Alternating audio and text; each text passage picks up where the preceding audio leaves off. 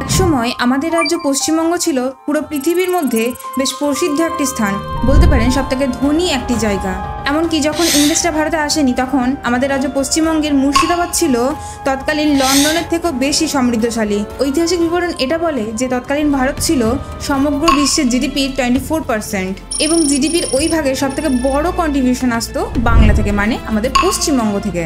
সমগ্র ভারতের জিডিপির প্রায় 50% বাংলা থেকে, অর্থাৎ ভারতের সব জায়গায় একদিকে আর পশ্চিমবঙ্গ আরেকদিকে। সুতরাং কলকাতা যে ভারতের রাজধানী ছিল একটা লং টাইম ধরে, সেটা কিন্তু এমনি এমনি ছিল না, এটাই ছিল তার কারণ। ওয়েস্ট বেঙ্গল থেকে পুরো ওয়ার্ল্ডে সব থেকে বেশি পরিমাণে ইন্ডিগো মানে নীল, চাল, কটন এগুলো রপ্তানি হতো। কলকাতা ছিল তৎকালীন পুরো বিশ্বের ট্রেড সেন্টার, অর্থাৎ বাণিজ্য কেন্দ্র ছিল কলকাতা।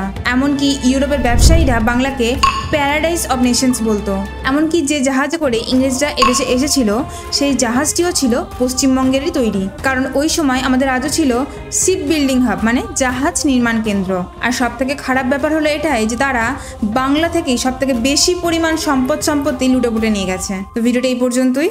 ইনফরমেটিভ হয়ে থাকলে অবশ্যই লাইক, শেয়ার এবং কমেন্ট করবেন। Thank you.